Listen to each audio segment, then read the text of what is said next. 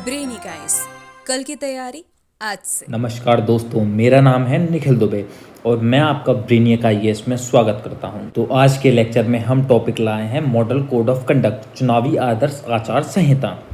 तो जैसा आपको पता है कि भारत में चुनाव आ रहे हैं, 2024 के लोकसभा के इलेक्शन अनाउंस हो गए हैं।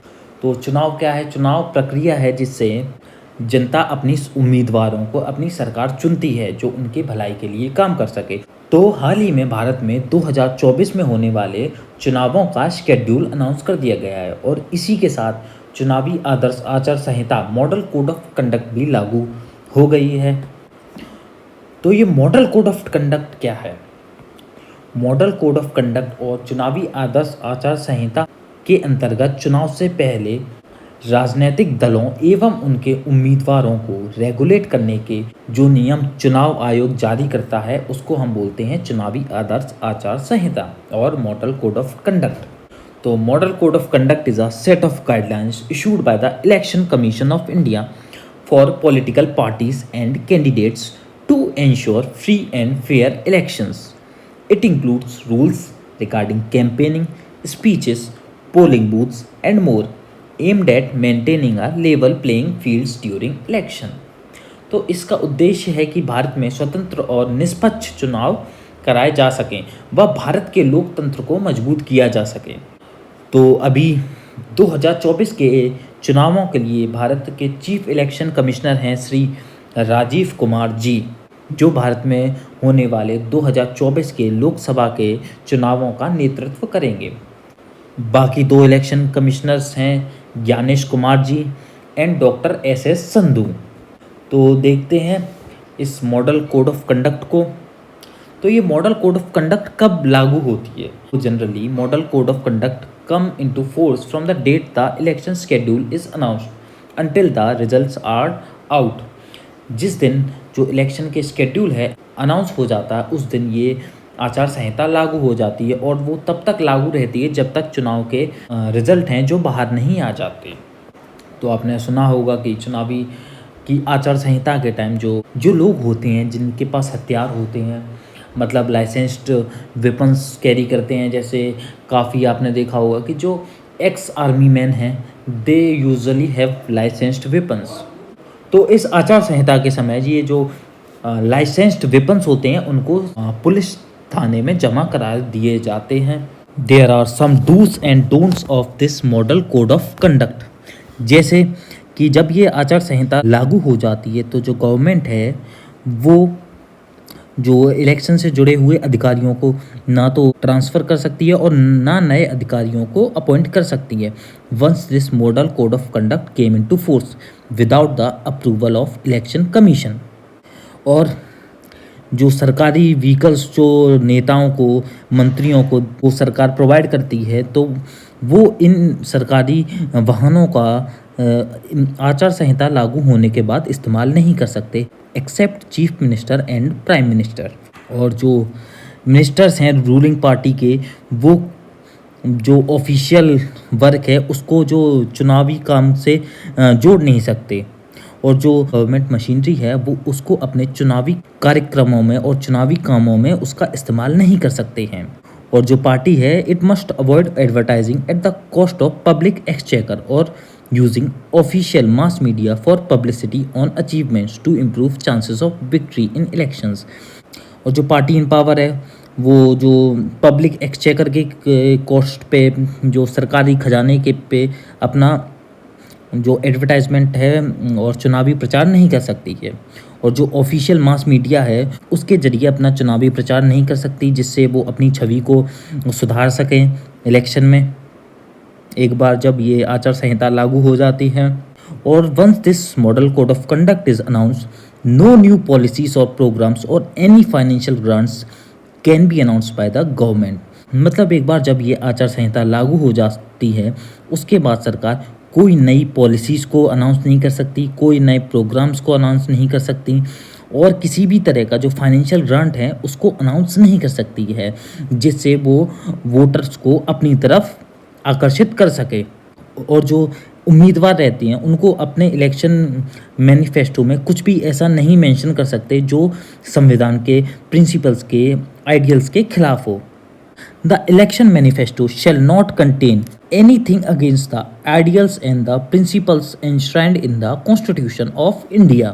तो क्या ये मॉडल कोड ऑफ कंडक्ट और ये आचार संहिता लीगली इन्फोर्सेबल है? दो ये जो मॉडल कोड ऑफ कंडक्ट है it is not legally enforceable, मतलब इसकी कोई स्टैट्यूटरी बैकिंग नहीं है, इसके रिगार्डिंग कोई लॉ नहीं बनाया गया है अभी तक। बट इस जो आचार संहिता का है ना, यूजुअली चुनावी पार्टी विरोध नहीं करती हैं और इसके अगेंस्ट काम नहीं करती हैं because of the negative publicity. क्योंकि जब जनता को पता चलेगा कि ये जो आचार संहिता के विरोध ये पार्टियां काम कर रही हैं तो हो सकता है कि जनता उस पार्टी की तरफ आकर्षित ना हो और अपना जो इलेक्शन डिसीजन है वो चेंज कर दे।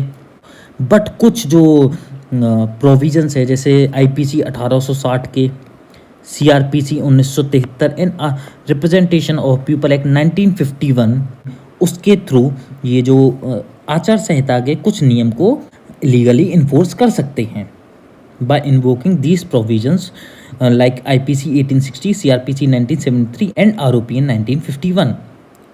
2013 में एक स्टैंडिंग कमेटी बनी थी on personnel public grievances law and justice. उसने बोला था कि इस आचार संहिता को लीगली बाइंडिंग करो। It recommended making the model code of conduct legally binding and recommended that model code of conduct be made part of representation of people act 1951 और उसको जो आरओपीएन 1951 है इसका पार्ट बनाया जाए।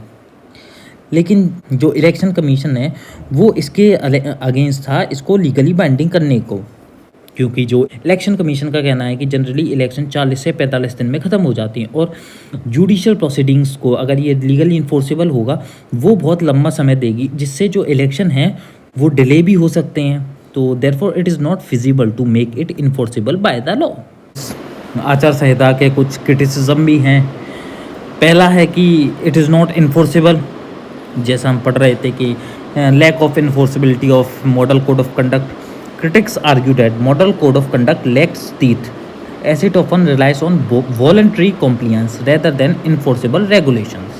Without meaningful consequence for violations, some individuals may not take it seriously.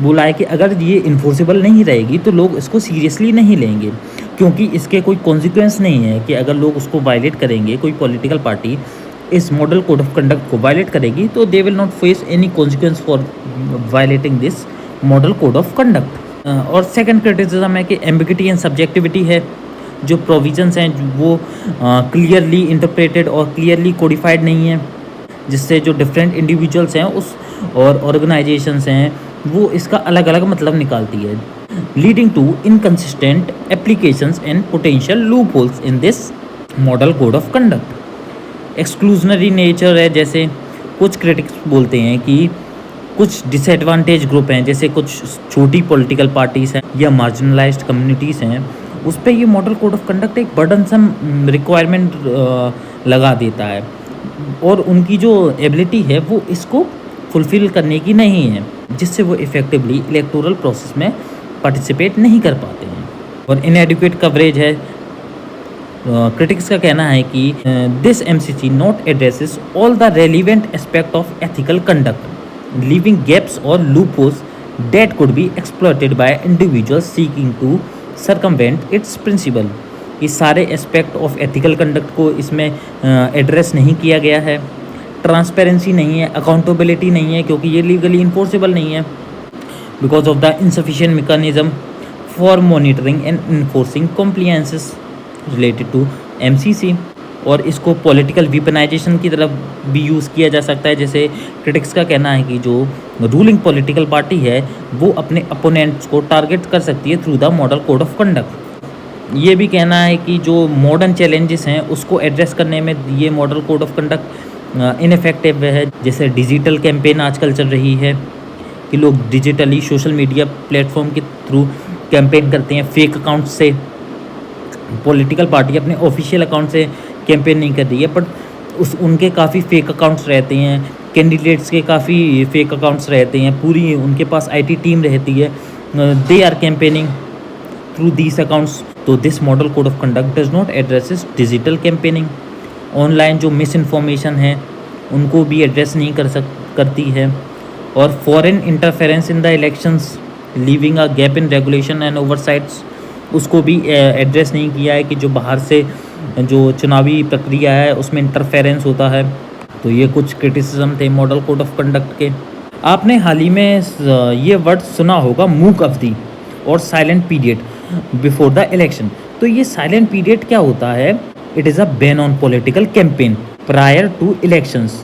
General election के 24 या 48 घंटे पहले साइलेंट पीरियड लागू हो जाता है, जिसके अंतर्गत आप किसी भी तरह की कैंपेन नहीं कर सकते हैं, जिससे वोटर सोच समझ के अपना वोट दें और किसी पॉलिटिकल पार्टी के एडवर्टाइजमेंट या कैंपेनिंग से इन्फ्लुएंस नहीं हो। तो ये 24 से 48 घंटा पहले का पीरियड होता है बिफोर द इलेक्शन, जिसमें ये किसी भी तरह की पॉलिटिकल कैंपेन नहीं हो सकती।